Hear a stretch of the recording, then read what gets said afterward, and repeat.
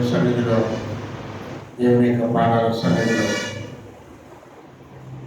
అందరూ దేవుని వాక్యాన్ని మనం విన్నాం.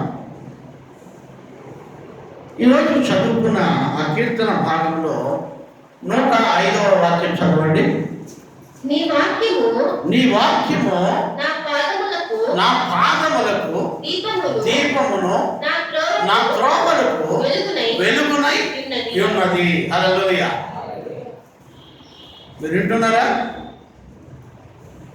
దేవుని వాక్యము ఎలాంటిదంట? దేవుని వాక్యము ఎలా ఉంటుందంటే అది దీపముగా ఉంటుంది. మీరు రాత్రుల్లో నడవాలంటే మీకు ఒక చేతి లైట్ అవసరం, ఒక టార్చ్ లైట్ అవసరం, ఒక ల్యాంతర్ అవసరం. ఎందుకండి? ఎందుకు అవసరం? దారి కనిపించడానికి, ఆ దారిలో ఏదైనా అపాయం పొంచి ఉందో లేదో చూడడానికి, లేకపోతే నువ్వు చేరవలసిన గమ్యానికి చేరడానికి నీకు ఒక లైట్ అవసరమై ఉంది. అయితే ఆత్మీయమైన జీవితంలో ఈ లోకమంతా చీకటి కమ్మి ఉందగా, చీకటి అనగా సూర్యుడు ఉదయిస్తున్నాడు, వెలుగు వస్తూ ఉంది, రాత్రి వస్తూ ఉంది, మనకు బాగానే ఉంది. కానీ ఆత్మీయమైన చీకటి ఒకటి ఉంది. అందుకే బైబిల్లో ఒక మాట ఉంది, చీకటిలో వెలుగు ప్రకాశించుచున్నది కానీ ఈ వెలుగును ఈ చీకటి గ్రహింపకున్నది. చీకటిలో వెలుగు ప్రకాశిస్తున్నదంట, కానీ ఈ చీకటి ఆ వెలుగును గ్రహించడం లేదంట. నేను ఈరోజు మీకు చెప్తున్నాను, బాగా వినండి. దేవుని వాక్యాన్ని మీరు వింటే, దేవునిలో మీరు జీవిస్తే దేవుడు ఖచ్చితంగా మిమ్మల్ని ఆశీర్వదిస్తారు. హల్లెలూయా. మీకు ఈ లోకం అనే ఈ చీకటిలో, అంటే చీకటి అంటే పాపము అని అర్థమండి. చీకటి అంటే రాత్రి చీకటి అని అనుకోవద్దండి, అది దేవుడు పెట్టిండే రాత్రి. కానీ సైతాన్ పెట్టిండే రాత్రి ఏంటంటే చీకటి. ఇది పొగుల్లో జరుగుతుంది, రాత్రిలో కూడా జరుగుతుంది. ఈ పాపం అనే చీకటి పొగుల్లో ఉంటుంది, రాత్రిలో కూడా ఉంటుంది. కాబట్టి ఈ పాపం అనే చీకటిలో మనకు దేవుని వాక్యం అనే టార్చ్ లైట్ కావాలి. Praise the lord. Hallelujah, hallelujah, hallelujah, hallelujah. ఈ టార్చ్ లైట్ ఉండింది అనుకోండి మన దగ్గర, మనము పొగల్లో నడిచినా రాత్రిలో నడిచినా ఏ పాపం జోలికి వెళ్ళము. అర్థమైన వాళ్ళు గట్టిగా అర్థం చెప్తారా?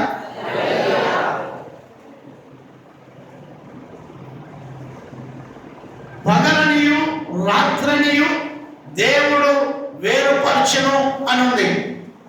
వాటిని గురించి నేను మాట్లాడలే. ఈ పాపం అనే చీకటి ఈ లోకంలో ఉంది.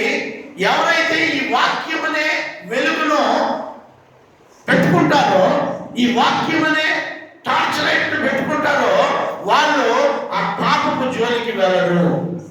రాత్రుల్లో నువ్వు చీకట్లో ప్రయాణం చేసేటప్పుడు, దేవుని స్తోత్రం కలుగును గాక, మీరు టార్చ్ లైట్ వేయకుండా నడిచిపోయారనుకోండి, టార్చ్ లైట్ వేయకుండా మంచి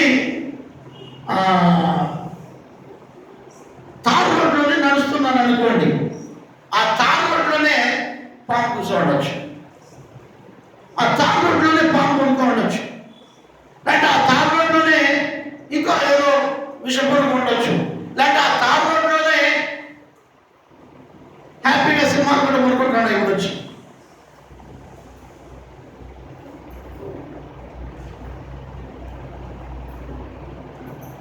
మనోడు పరిగెత్తుకుని లారీ ఏంటంటే చింతపల్లి పోయి లారీ పెడతాం రోడ్లో.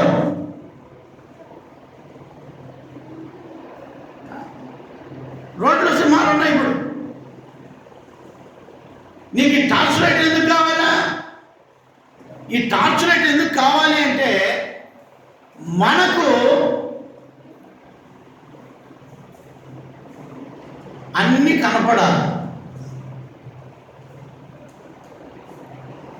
అన్ని కనపడాలి. అన్న నా కోసం ప్రార్థన చేయొద్దు, నా విజయ్ కుమార్ అన్న నా కోసం ప్రార్థన చేయొద్దు. సరే కూర్చో, బాగా కనిపిస్తున్నా, నా కోసం ఏం ప్రార్థన చేయొద్దు, నేను బాగుండా, హ్యాపీగా ఉండా, వాక్యం చెప్తాడా, వాక్యం విను.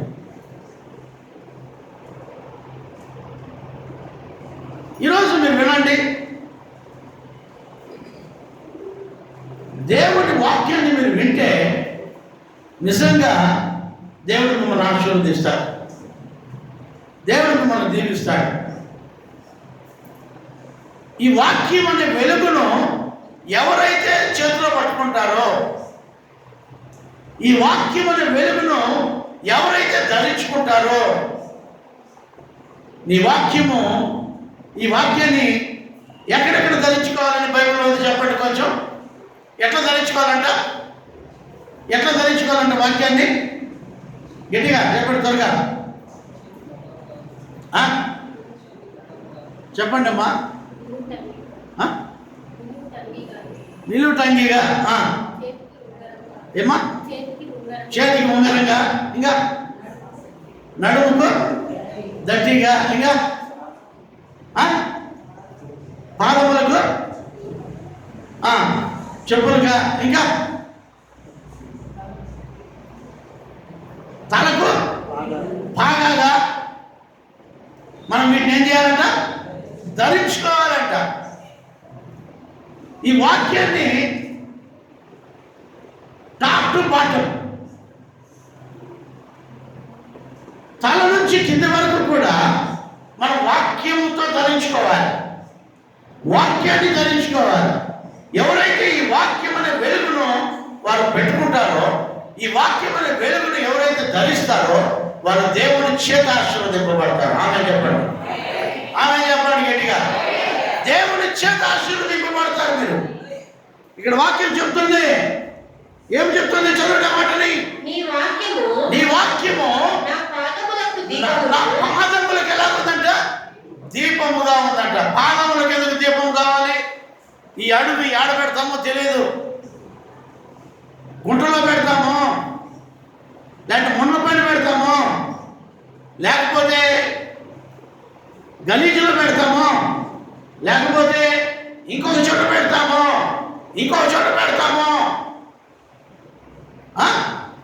మీరు ఆలోచించండి. వెలుగుంటే, నీ దగ్గర టార్చ్ ఉంటే దాంట్లో నువ్వు అడుగు పెట్టవు, అయ్యా నేను ఈరోజు మీకు చెప్తున్నాను, దేవుని యందు భయభక్తులు కలిగి ఉండండి, దేవునికి విధేయత కలిగి ఉండండి.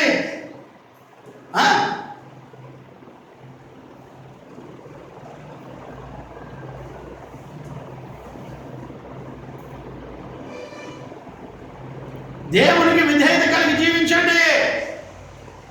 దేవుడు మిమ్మల్ని ఆశీర్వదిస్తాడు, దేవుడు మిమ్మల్ని దీవిస్తాడు.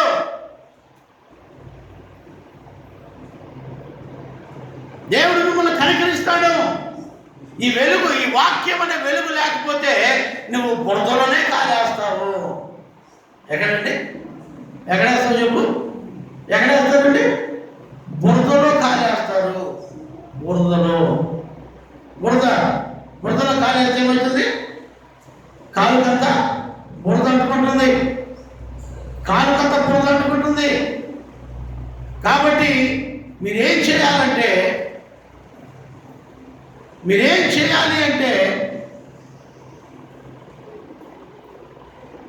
దేవుని వాక్యం వినాలి. వాక్యం వినేటప్పుడు ఎవరు ప్రార్థన చేయొద్దండి. వాక్యం వినేటప్పుడు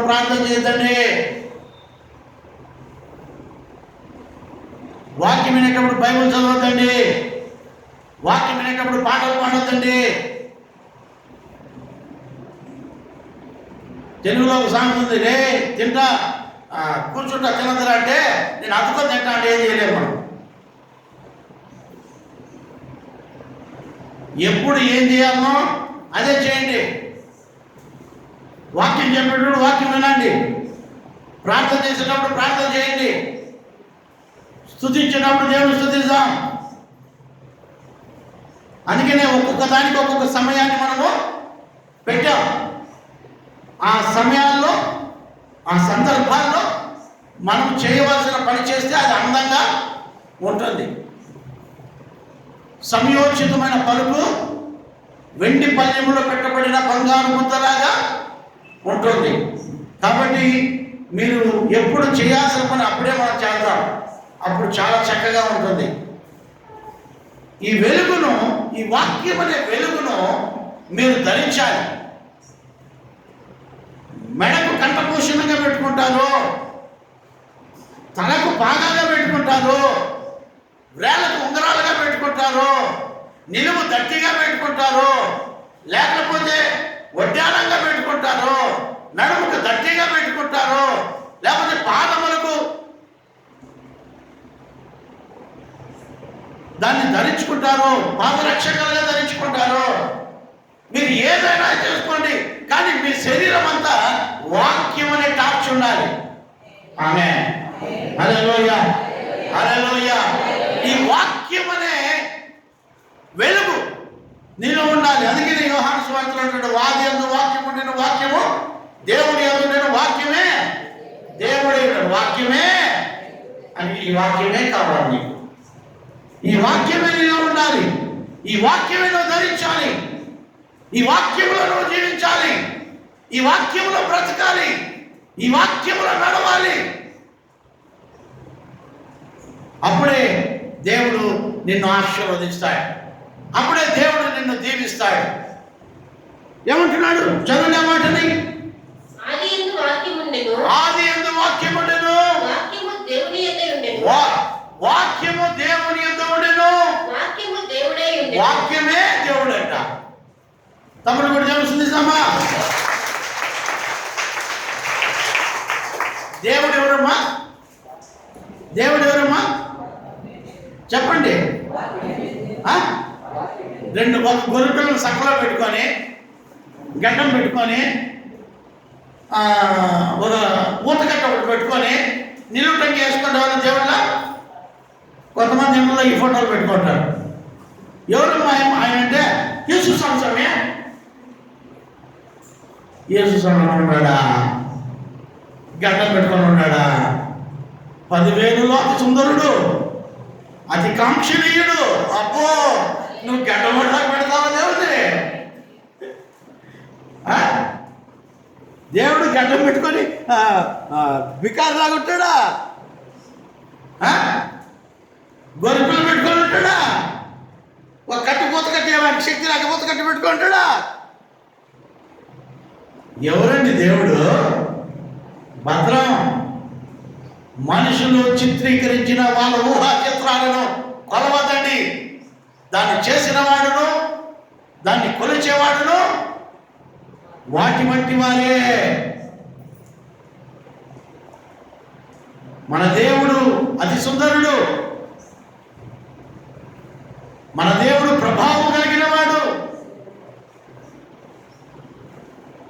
ఇంకా ఆయన పొగడాలంటే మనకు పొగడతలు రావు, చాలా. కానీ నేను చెప్తున్నాను, ఈ వాక్యము అయిన దేవుణ్ణి మీరు పెట్టుకోవాలి. ఎవరు పెట్టుకోవాలి?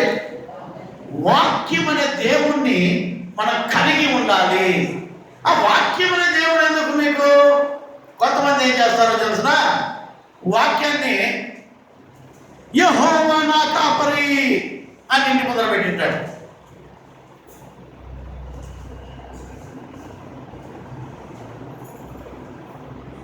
లేకపోతే ఇంటికి అధిపతి యెహోవా అని ఉంటాడు. ఇంటికి అధిపతి యెహోవా అని పెట్టింటాడు. ఇంటి అయిపోతానే నేను చెప్పింది జరగాలి ఇంట్లో అంట. ఏమంటా? నేను చెప్పింది జరగల, ఎవరన్నా నోరు తెరిస్తే బాగుంటుందా అంటారు. మన యెహోవా ఈ కొంపకు అధిపతి ఎట్లా? యెహోవా ఈ కొంపకు అధిపతిగా ఉంటాడా? చెప్పండి, చెప్పండి మీరు. ఈ గృహమును, ఈ ఇంటికి యెహోవా అధిపతి అని పెట్టావమ్మా వాక్యము. చాలా సంతోషం, నాకు వాక్యాలు పెట్టాలంటే భలే ఇష్టం, మంచిదే. కానీ నేను చెప్తాను, ఈ ఇంట్లో ఎవరు నన్ను ఎవరు ధిక్కరించకూడదు, ఈ ఇంట్లో ఎవరు నాకు మించిపోకూడదు, నా మాటే చదవాలి అనే ఆ రూలింగ్ ఉంటుంది. మరి యెహోవా ఎట్లా దానికి ఇంటికి యెహోవా ఎట్లా ఉంటాడు, యెహోవా ఇంటికి ఎట్లా అధిపతిగా ఉంటాడు చెప్పండి. నేను చెప్పింది ఆదివారం గుడికి పట్టుకోవాలి అదే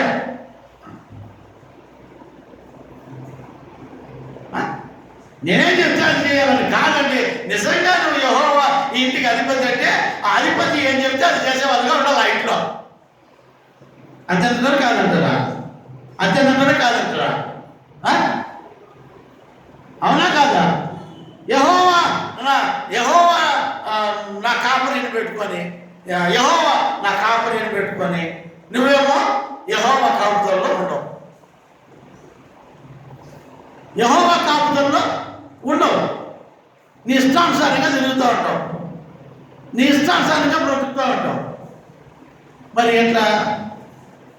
నేను ఒక మాట చెప్తాను చూడు, దేవుని సంఘంలోకి వచ్చిన గొప్ప సంగతి కాదు, దేవుని సంఘంలోకి వచ్చిన గొప్ప సంగతి కాదు, దేవుని వాక్యం వినేది గొప్ప సంగతి కాదు, పాటలు పాడేది గొప్ప సంగతి కాదు,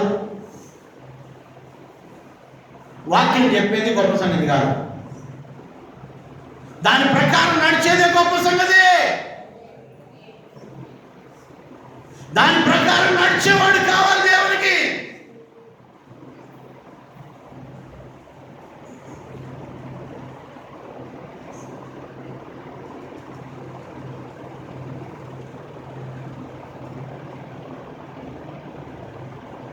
దాని ప్రకారం నడిచేవాడు కావాలి. అంతేగాని దేవునితో ఆడుకోవడానికో, దేవుని సేవకులతో ఆడుకోవడానికో వచ్చేవాళ్ళు దేవునికి అక్కర్లేదు. నేను ఈరోజు మీకు చెప్తున్నాను, నేను సేవకున్నే. ఎంతోమంది ఆడవాళ్ళు నాతో మాట్లాడేందుకు వస్తూ ఉంటారు, ఎంతోమంది పెళ్లి కానీ వయసు పిల్లోళ్ళు, యవన బిడ్డలు నా దగ్గరికి వస్తూ ఉంటారు, రకరకాలు నా దగ్గరికి వస్తూ ఉంటారు, మాట్లాడుతూ ఉంటాను వారితోనే.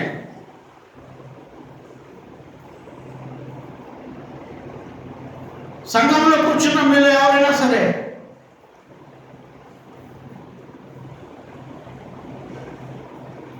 సంఘంలో మీరు ఉన్నారు కదా, ఇన్ని సంవత్సరాలు ఇక్కడ ఉన్నారు సంఘంలో, ఎప్పుడైనా మీతో పనికిమాలిన మాట ఎప్పుడైనా నేను నీతో మాట్లాడాను? మీతో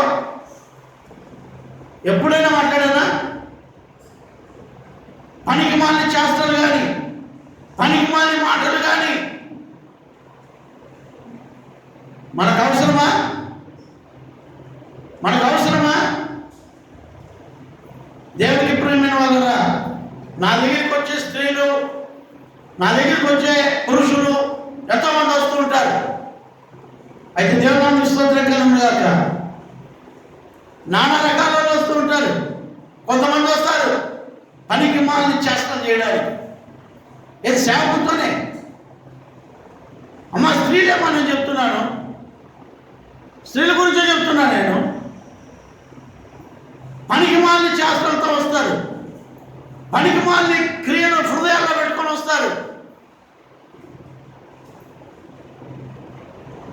అలాంటి వారిని కూడా చూశాను నేను ఇదే సంఘంలో.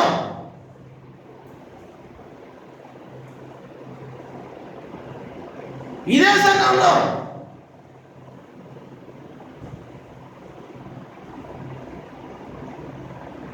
పనికి మాలిన జీవితాలు.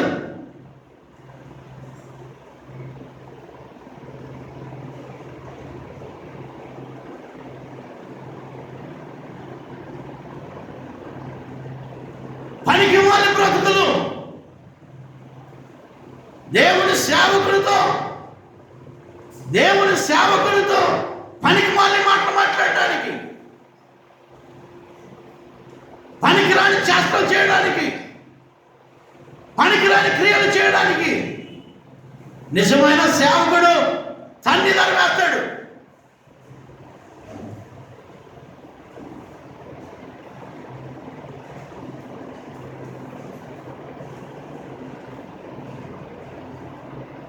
అట్లా తన్ని తరివేసిన వాళ్ళు ఎంతమంది ఉన్నారు ఈ సంఘంలో?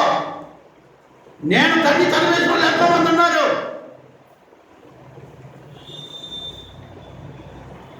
జాగ్రత్తగా ఉండండి. 12వ వాక్యం చదవండి. 112 చదవండి. నీ కట్టడలను గైకొనుటకు నా హృదయమును నేను లోపరుచుకొని ఉన్నాను. తప్పుడు కూడా తెలుస్తుంది. హల్లెలూయా, హల్లెలూయా. నీ వెలుగనే కట్టడలను, నీ వాక్యమనే కట్టడలను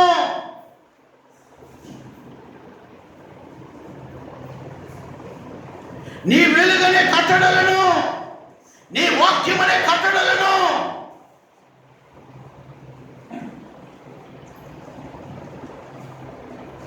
గైకొనుటకు నా హృదయమును నేనేం చేశానంట? లోపరుచుకొని ఉన్నాను. ఆమేన్. అయ్యా, విశ్వాసులకు కావాల్సింది దేవుని వాక్యాన్ని, దేవుని యొక్క కట్టడలను మనం గైకొనాలి అంటే మన హృదయాన్ని మనము లోపరుచుకోవాలి. హృదయాన్ని విచ్చలవిడిగా వదిలేసి, హృదయాన్ని విచ్చలవిడిగా వదిలేసి నాకు సినీ యాక్టర్ ఐశ్వర్యరాయ్ కావాలంటారు. ఆయనకు ఒక మొగుడు ఉన్నాడు, ఆయన ఒక బిడ్డలు ఉన్నారు. నీలాగా పరిపాలనలు కాదు వాళ్ళు. ఏమిటే నాకు అలాంటి వాళ్ళు కావాలి, ఇలాంటి వాళ్ళు కావాలి, నాకు అది కావాలి, నాకు ఇది కావాలి. వీళ్ళు ఎలాంటి వాళ్ళంటే వీళ్ళు హృదయమును లోపరుచుకొనని వారు. ఆమేన్. దేవునికి ప్రియమైన బిడ్డ, నువ్వు దేవుని వాక్యాన్ని, ఈ వెలుగనే వాక్యాన్ని నువ్వు చేర్చుకోవాలనున్నావా? ఈ వెలుగనే వాక్యంలో జీవించాలనున్నావా? అయితే నువ్వు చేయాల్సిన పని ఉంటుంది. నీ హృదయమును నువ్వు లోపరుచుకోవాలి. కొంతమంది చూడండి, హృదయాన్ని లోపరుచుకోరు. హృదయం ఇష్టం వచ్చినట్టు విడిచిపెట్టేస్తారు. దావీదు కూడా ఒకరోజు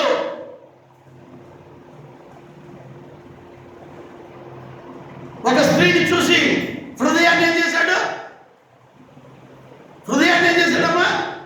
వదిలేశాడు కాలికి. తత్ఫలితంగా ఏం చేశాడు? కన్నంగా సాట్లు పడ్డాడు.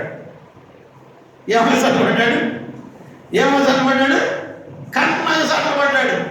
కొంతమంది చూడండి, హృదయాన్ని లోపరుచుకోలేక, వాక్యాన్ని చేర్చుకోలేక, ఈ దేవుని యొక్క శాసనాలను చేర్చుకోలేక, దేవుని వాక్యానికి లోపడలేక, హృదయాన్ని విచ్చలవిడిగా వదిలేసి అనేక కష్టాలు పడుతూ ఉంటారు, అనేక బాధలు పడుతూ ఉంటారు. మళ్ళీ వాళ్ళు ఏం చెప్తారు తెలుసా? నేను ఆదివారం గుడికి పోతా కానీ, కాను కూడా వేస్తా కానీ, దశమ భాగం కూడా ఇస్తా కానీ, నేను పాస్టర్ని పిలిపించి కోడి కోసి పెట్టి కానీ, నీ కోడి ఎవరికి కావాలా? నీ పొట్టేది మాంసం ఏది కావాలా?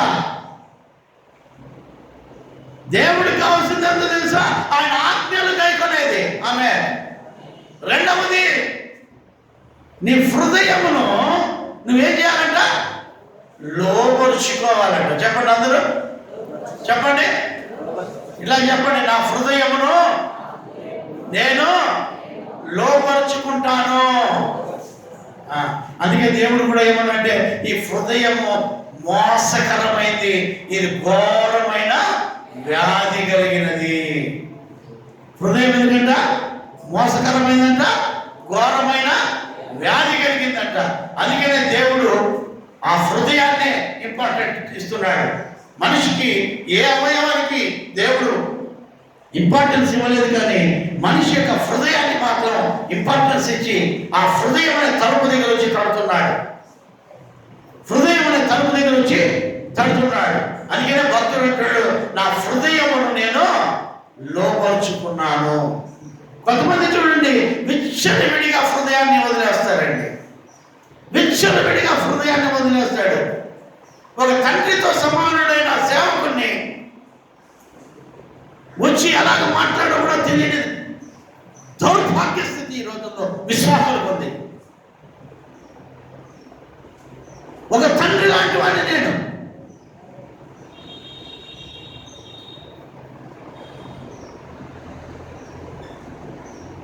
ఒక తండ్రి లాంటి సేవకుడి దగ్గర ఎలాగ మాట్లాడాలో కూడా తెలియని దౌర్భాగ్య స్థితిలో ఉన్న సంగమా,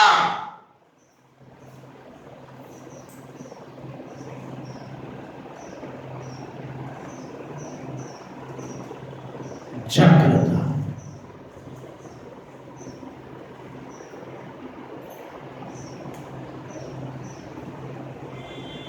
నీ హృదయాన్ని వదిలేస్తే అది ఎక్కడికెక్కడికో తీసుకుపోతుంది నిన్ను. నీ హృదయాన్ని వదిలేస్తే నిన్ను నాశనానికి తీసుకొని పోతుంది.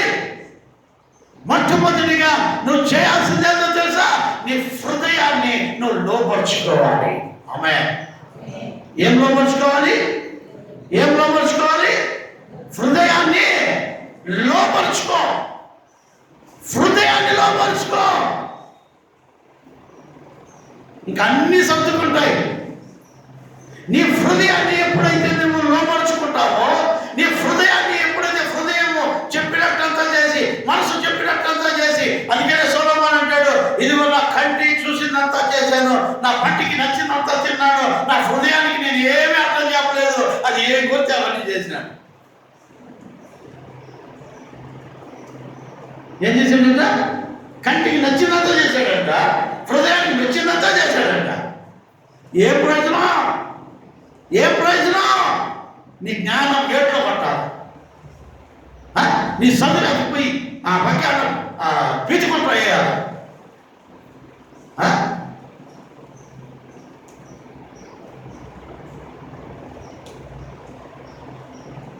పంది ముక్కుకు పెట్టబడిన బంగారు కమ్మి లాంటి దాన్ని నువ్వు. ఇది బంగారే, విలువైందే, మంచిదే, కానీ అది ఎక్కడ పెట్టబడింది? పంది ముక్కుకు పెట్టబడింది. ఈ పంది ముక్కుకు పెట్టబడితే ఆ బంగారు కమ్మి పంది ముక్కుకు పెడితే పంది ముక్కు ఎక్కిపోతుంది, గొప్పలు ఎక్కిపోతుంది. పంది ముక్కు గొప్ప లేకపోతే ఆ బంగారు పొడకి ఎక్కిపోతుంది, గొప్పలేకే ఏమవుతుంది? ఎక్కిపోతుంది, గొప్పలేకే పోతుంది. నువ్వు జాగ్రత్తగా గమనించాలి.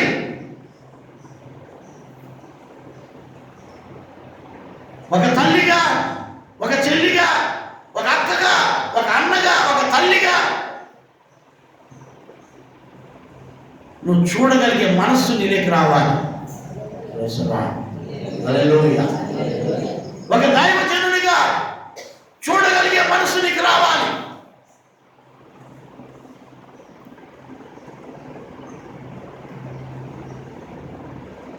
ఎప్పుడైతే నీ మనసును నువ్వు లోపరుచుకుంటావో అప్పుడు నీ జీవితము ప్రశాంతంగా ఉంటుంది. కొంతమంది మనసును ఇచ్చలు విడిగా వదిలేసి ఏం నచ్చితే అదంతా చేయాలా, ఏం నచ్చితే అదంతా చేయాలా. ఒక సినిమా చూసినారనుకో, ఒక హీరోయిన్ చూసినారనుకో, ఆ హీరోయినే కావాలంటారు. ఒక హీరో చూసినారనుకో, ఆ హీరోనే కావాలంటారు. అవునా? నీ మొగుడు ఆడపోయేది, నీ భార్య ఆడపోయేది.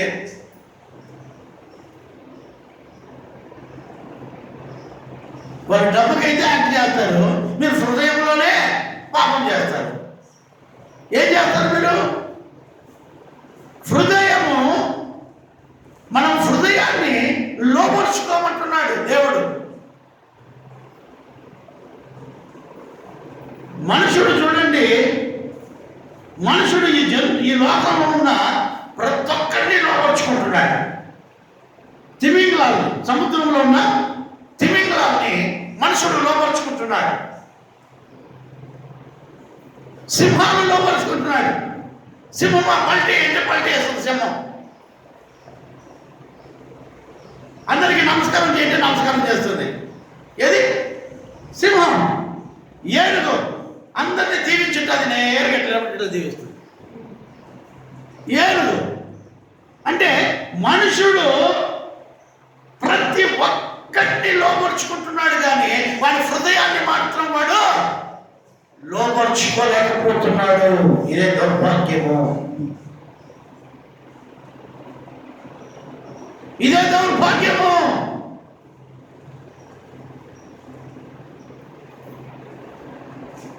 వాయు వర్ష లేకుండా హృదయాన్ని విచ్చలవిడిగా వదిలేసి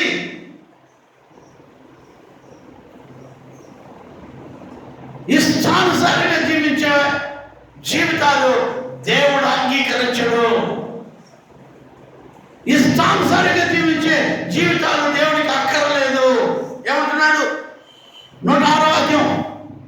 నీ న్యాయ విధులను నేను అనుసరించదనని నేను ప్రమాణము చేసి ఉన్నాను.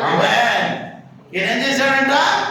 నీ న్యాయ విధులను నేను అనుసరించి నడుస్తానని ప్రమాణము చేసి ఉన్నాను అంటున్నాడు. ప్రమాణం అంటే దానికి విలువ తెలిస్తే కదా.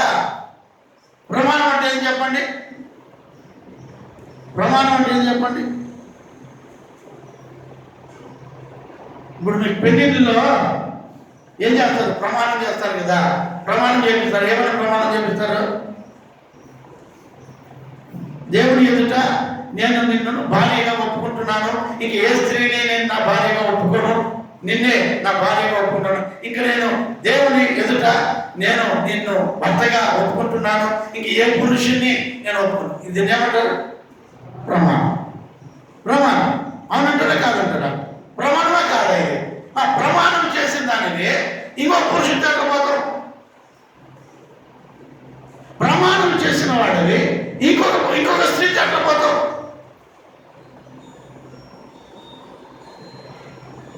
ప్రమాణానికి విలువ లేకపోతే ఏం ప్రయోజనం? భక్తుడు అంటున్నాడు, ప్రభువా నీ ఎదుట నేను నీ కట్టడలను నీ న్యాయ విధులను నేను అనుసరిస్తానని నేనేం చేస్తున్నాను? ప్రమాణము చేయుచున్నాను.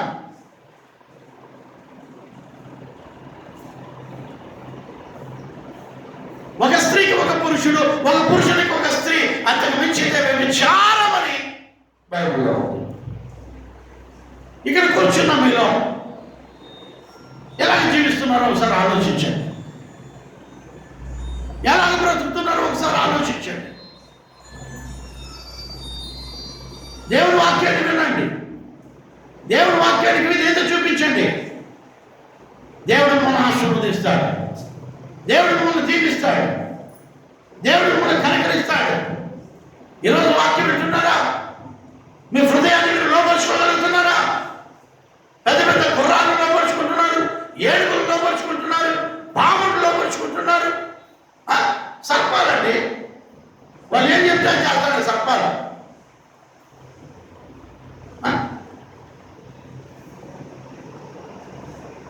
నిన్న పంది ఫుట్బాల్ ఆడతాను. పంది కంటే హీనమా మనము?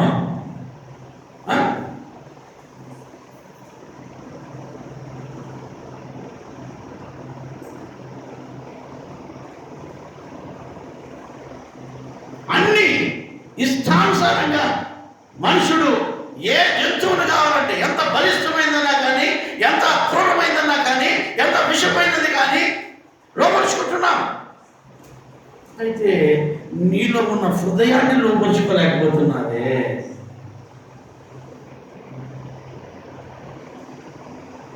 నీలో ఉన్న హృదయాన్ని నువ్వు లోపరుచుకోరు. చిన్ని హృదయాన్ని, ఈ చిన్న హృదయాన్ని మనం లోపరుచుకోలేకపోతే ఎలాగ చెప్పండి? ఇంతవరకు మీరు లోపరుచుకున్నారా? మీ హృదయాన్ని మీరు లోపరుచుకున్నారా? మీ హృదయాన్ని మీరు లోపరుచుకొని జీవిస్తున్నారా? దేవుని వాక్యాలను అంగీకరించగలుగుతున్నారా? ఇర్మీయా గ్రంథం 7వ అధ్యాయం ఇర్మీయా గ్రంథం 7:3. ఇర్మీయా గ్రంథం 7:3 వాక్యం. సైన్యముల అధిపతియగు యెహోవా, ఇశ్రాయేలు యొక్క దేవుడగు యెహోవా ఇలాగ సెలవిచ్చుచున్నాడు, నేను ఈ స్థలమున మిమ్మును నివసింపజేయునట్లు మీ మార్గములను మీ క్రియలను ఏం చేయాలంట? దిద్దుకొనుడి. ఏం చేయాలంట? దిద్దుకొనుడి. అంటే దిద్దుకోవడం అంటే ఏం చెప్పండి? దిద్దడం అంటే ఏదో చెప్పండి. అసలు గుద్దడం కాదు, నాకు బుద్ధుడు దిద్దుడు. దిద్దడం అంటే ఏంటి చెప్పండి? చెప్పండి అయ్యా. సరి చేసుకోవడం అంటే ఏం చెప్పు? దిద్దడం అంటే ఏంటో చెప్పు. దిద్దడం అంటే ఒక అక్షరం తప్పు రాశావు, అమ్మ అనే దానికి ఈ అమ్మ అని రాశావు అనుకున్నా. ఇప్పుడు నువ్వు నన్ను ఏం చేయాలా? దిద్దాలా? ఏం దిద్దాలా? ఆ ముద్ర పెట్టాలా? యాను మా చేయాలా? అంతేనా? నువ్వు దిద్దుకోవాలా. ఆల్రెడీ తప్పు అయిపోయింది, తప్పు రాసేసాం, తప్పు జీవితమే, తప్పుడు బ్రతుకులే, తనకల బ్రతుకులే. కానీ దేవుడు ఏమంటున్నాడంటే ఈ స్థలమందు నువ్వు నివసించినట్లు. ఏ స్థలంలో? పరిశుద్ధమైన ఆలయంలో నువ్వు నివసించాలి అంటే, పరిశుద్ధ ఆలయంలో నువ్వు ఉండాలి అంటే, ఒక విశ్వాసిగా, దేవుని బిడ్డగా, దేవుని సంఘంలో నువ్వు ఉండాలంటే నీ తప్పును నువ్వు సరిదిద్దుకోవాలి. ఏం చేయాలి? మన జీవితాన్ని సరిదిద్దుకోవాలి, దిద్దుకోవాలి. తప్పైన అక్షరాన్ని, తప్పు అయిన అక్షరాన్ని మనం ఏం చేయాలి? దిద్దాలి.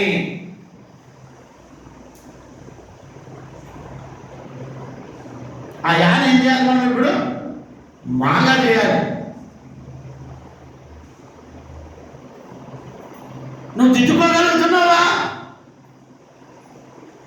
నీ హృదయాన్ని నువ్వు లోపరుచుకోలేకపోయావు ఇన్ని సంవత్సరాలు. నీ హృదయాన్ని ఇన్ని సంవత్సరాలు నువ్వు లోపరుచుకోలేక ఇచ్చలవిడిగా వదిలేసావు దాన్ని. అయితే ఈరోజు దేవుడు అంటున్నాడు, నీవు ఈ స్థలంలో ఉండాలంటే, నువ్వు ఈ స్థలంలో నివసించాలి అంటే, నువ్వు ఈ స్థలంలో జీవించాలి అంటే నీ జీవితాన్ని సరిదిద్దుకో. మనం సరిదిద్దుకోవాలి. ఇంతవరకు మనం హృదయాన్ని ఏం చేసామండి? విచ్చలవిడిగా వదిలేసాం. ఇష్టం వచ్చినట్లు చేసింది ఆ హృదయం. హృదయం ఏం చెప్తే అదే మాట, అదే మాట.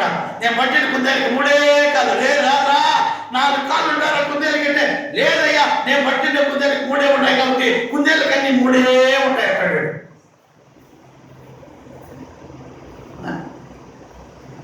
కుందేలకి ఎన్ని కాళ్ళు ఉంటాయమ్మా? 3 4 కరెక్ట్గా చెప్పండి. 4 3 4 కరెక్టే కదా? ఈయన ఏమంటాడంటే, నేను పట్టా, కరెక్ట్గా నేను పట్టా, ఆ కుందేలకు 3 ఉన్నాయి అంటాడు.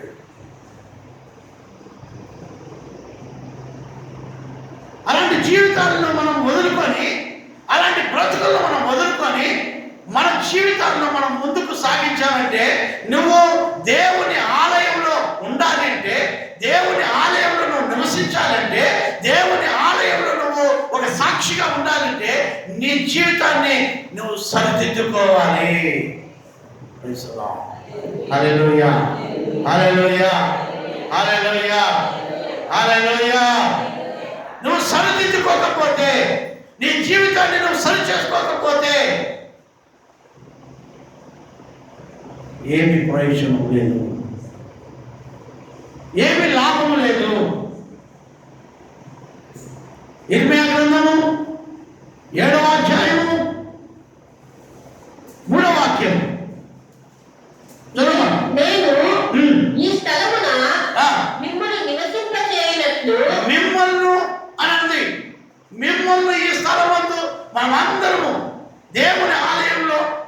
నివసించాలంటే మీ మార్గములను మీ మార్గాలను మీ క్రియలను ఏమేమి దిద్దుకోవాలంట? ఏమేమి దిద్దుకోవాలి? మన మార్గాలను దిద్దుకోవాలా, మన క్రియలను దిద్దుకోవాలి. బైబిల్లో ఒక మాట ఉంది, నీకు దిద్దుబాటు అసహ్యము కదా. కొంతమందికి దిద్దుబాటు అంటే అసహ్యం. ఏది పాస్టర్ గారు అట్లా చెప్తారు, ఏది పాస్టర్ గారు అట్లా చెప్తారు, ఏది పాస్టర్ ఎప్పుడు అట్లా చెప్తాడు ఇట్లా చెప్తాడు. దిద్దుబాటు అంటే కొంతమందికి గిట్టుబాటు ఉండదు. వాడి ఇష్టానుసారంగా తిరగాల, గుళ్ళేకి వచ్చినా కూడా వాడి ఇష్టానుసారంగా ఉండాలి. వాడికి దిద్దుబాటు ఉండకూడదు, కట్టడలు ఉండకూడదు, ఆజ్ఞలు ఉండకూడదు. నేను ఒక ఆయన చెప్తా, నువ్వు కానీ పాన్పరాగా వేసినావంటే నీకు బాగా అయ్యేదో అన్నా అంతే. ఆ ముందు నుంచి గుడికి రాదు అంటే నేను పాన్పరాగా వేసేదే, నువ్వు బల లేకపోతే పర్వాలేదు నేను రా. కరెక్ట్గా బలకు వస్తాడు అంతే, వాడు నెలంతా రాడు. ఊరికి బలరోజు వస్తాడు. బలరోజు వచ్చేసి ఇంత ప్యాడ్ వేసుకొని వస్తాడు నోట్లో.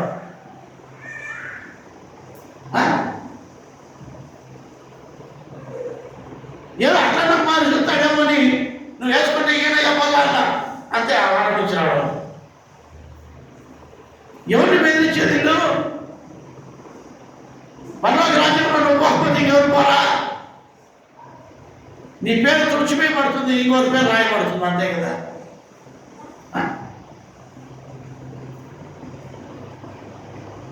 దేవుని వాక్యం మీరు వినండి, దేవుని వాక్యాన్ని వినేది చూపించండి.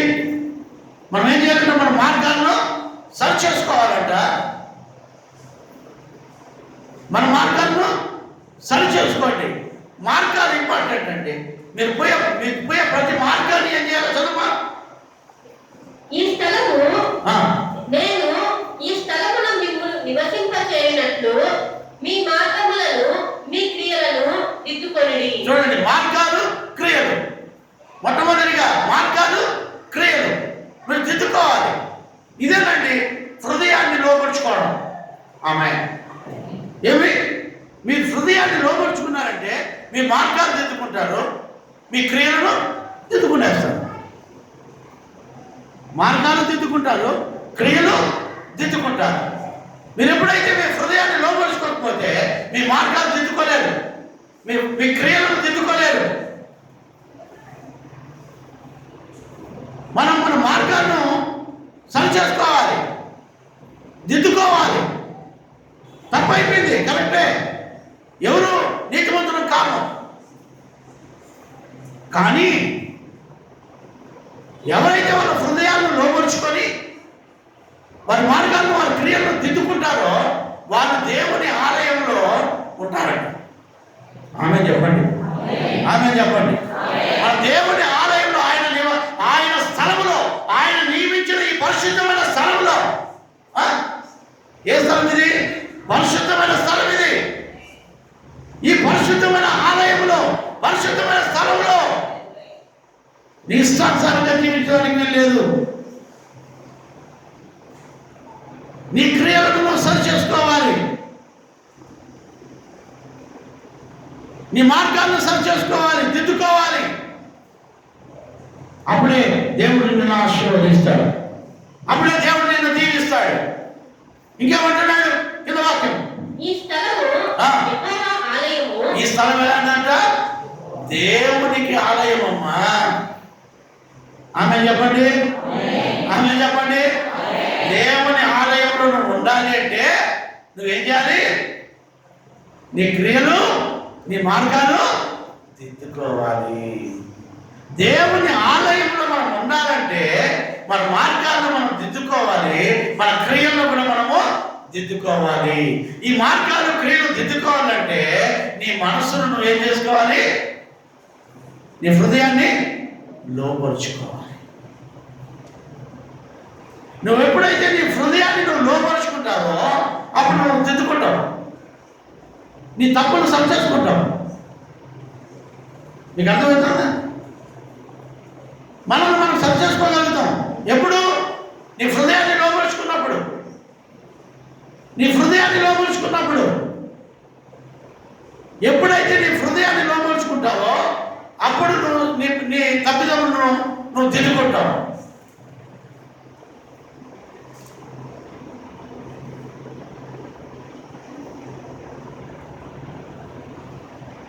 ఇంకేమంటున్నాడమ్మా?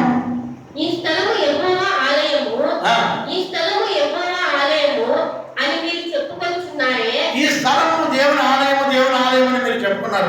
కొంతమంది అంటే అమ్మా పరిశుద్ధ స్థలం కానమ్మా, పరిశుద్ధ స్థలం పరిశుద్ధిగా జీవిస్తే కదా. అబ్బా దేవుని ఆలయమ్మా, పరిశుద్ధ స్థలమమ్మా, పరిశుద్ధ స్థలమమ్మా, కాళ్ళు చేతులు బాగా కడుక్కోవాలమ్మా, గోరులోండి మురికి కూడా తీసేయాలమ్మా, ముక్కులోండి ముక్కు కూడా తీసేయాలమ్మా. దేవుని ఆలయమమ్మా, పరిశుద్ధ స్థలమమ్మా, ఏది లోపల తీసేసుకుంటే కదా.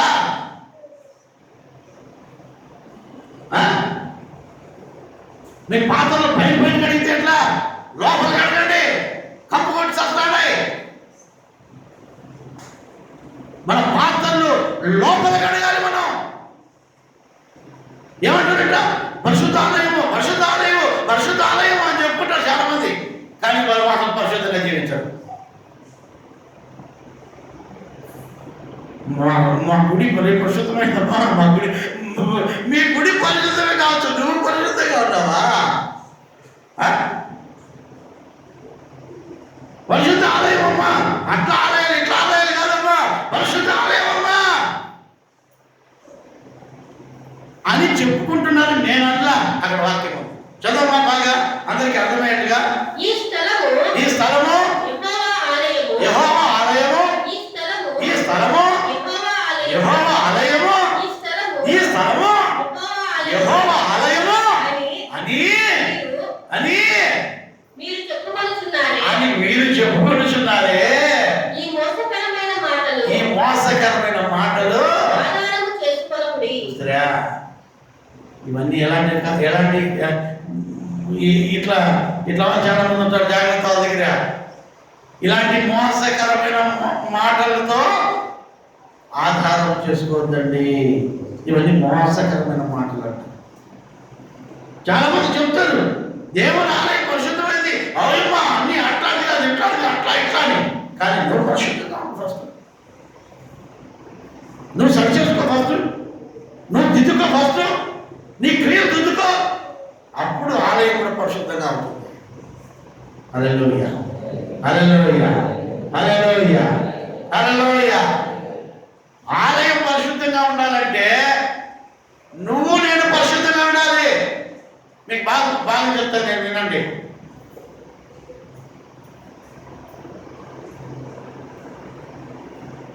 మీకు ఎవరికన్నా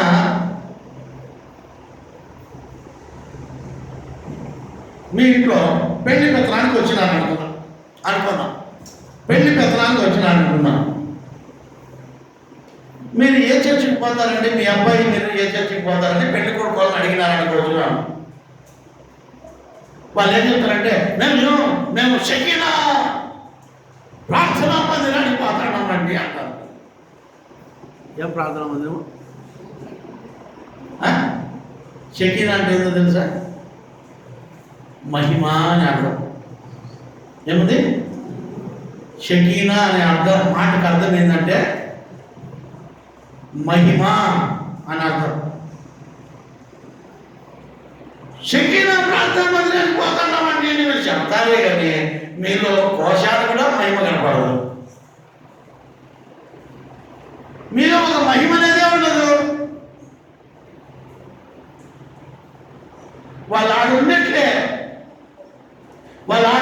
కిచెన్ పోతారు, ఆ కిచెన్లో కొట్టుకొని వస్తారు. మీరు ఎందుకు కొట్టుకొని వస్తారు తెలుసా? ఎక్కువ పెట్టి తప్పు అన్ని పెట్టేయదు అని కొట్టుకొని వస్తాం. వాళ్ళు ఏమనుకుంటారంటే వీళ్ళు భలే విశ్వాసాలంట, వీళ్ళు తిండికాన్ని కొట్టుకొని వస్తున్నారు. భయమో ఇంక పెళ్లి చేసుకుంటే అక్కడ ఏమో వెళ్ళిపోతారు. అవునా కదా?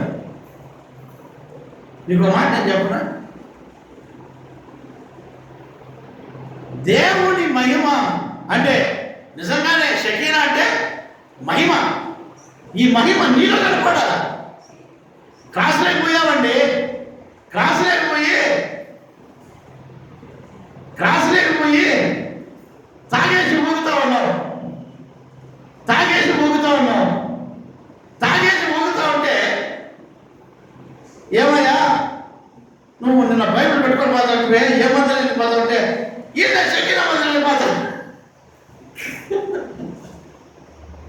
ఈయన షకీనా మందిరం వెళ్ళిపోతామని అంటారంటే ఓ అమ్మ ఏం మహిమలో అయినారు. యాడుందండి మహిమ? నీలో కనపడాలి మహిమ. నువ్వు ఇంత పొడుగు సిగరెట్ ఉఫ్ ఉఫ్ ఉఫ్ అని తాగంటే చూసేవాళ్ళని తప్ప ఏం మహిమ వేగంలో ఇది? ఏం మహిమ వేగం పోతుంది పైకి?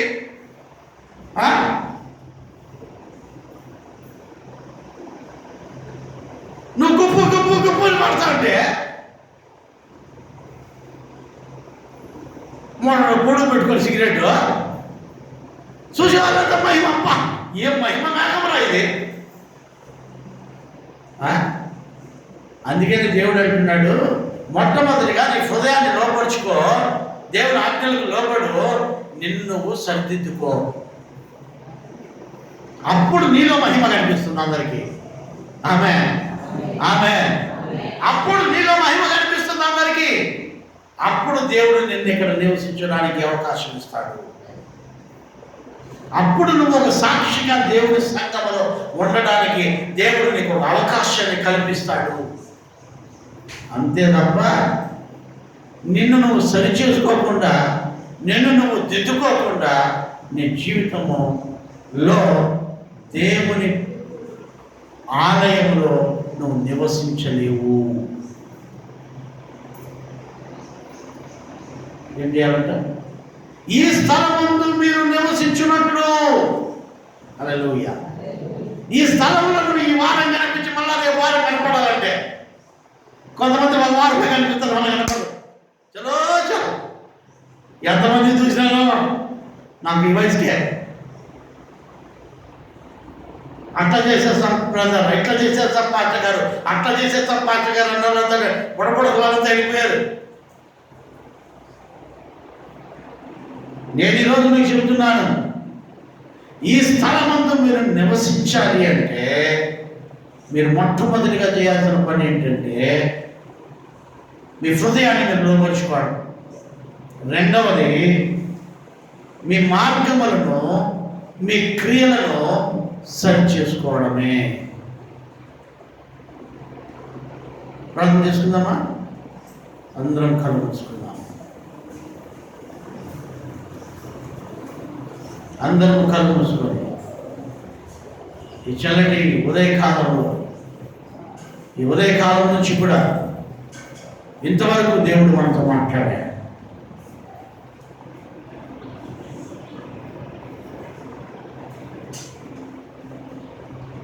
ఈ స్థలంలో నువ్వు నివసించాలని దేవుడు ఇష్టపడుతున్నాడు. ఈ స్థలంలో మీరు ఉండాలని దేవుడు ఇష్టపడుతున్నాడు. ఈ స్థలంలో మీరు ఉండాలంటే దేవుడు స్పష్టంగా మాట్లాడాడు. మీ హృదయాన్ని లోపరుచుకోండి. 2 మీ క్రియలను, 3 మీ మార్గాలను సరి చేసుకోమంటున్నాడు, దిద్దుకోమంటున్నాడు. ప్రార్థన చేసుకున్నాం. పరిశుద్ధుడు, కరుణుడు, ఆదిత్యుడైన మా యేసు స్వామి, ఈ చల్లటి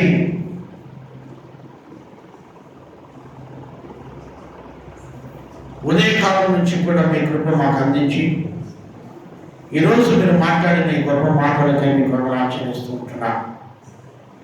మీరు మహిమ పొందండి, ఘనత పొందండి, మీరు ఆకకై సిద్ధపరచండి నాయనా.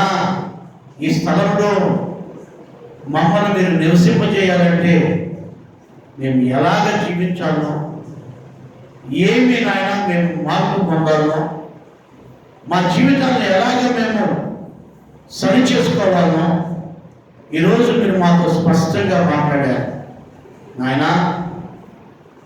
మా జీవితాలను అలాగ మేము సరి చేసుకొని మీకు సాక్షులుగా మేము జీవించడానికి కృప చూపండి. ఎంతమంది అయితే వారి జీవితాలను సరిచేసుకుంటున్నారో వాళ్ళందరినీ ఆశీర్వదించండి. సంఘములో ఈ స్థలమందు ఒక స్తంభాలుగా నిలబడి నిరాకకై సిద్ధపరచండి. మీరే మహిమ ఘనత ప్రభావం పొందమని యేసయ్య నామములో వేడుకొంచున్నాము తండ్రి. ఆమేన్. మన తండ్రి అయిన దేవుని యొక్క ప్రేమయు, కుమారుడైన యేసుక్రీస్తు వారి యొక్క కృపయు, పరిశుద్ధాత్మ యొక్క అన్యోన్య సహవాసము, సమాధానము ఇక్కడ చేరిన ప్రతి బిడ్డకు సదాకాలము తోడై ఉండి నడిపించును గాక. ఆమేన్. హల్లెలూయా, హల్లెలూయా, హల్లెలూయా.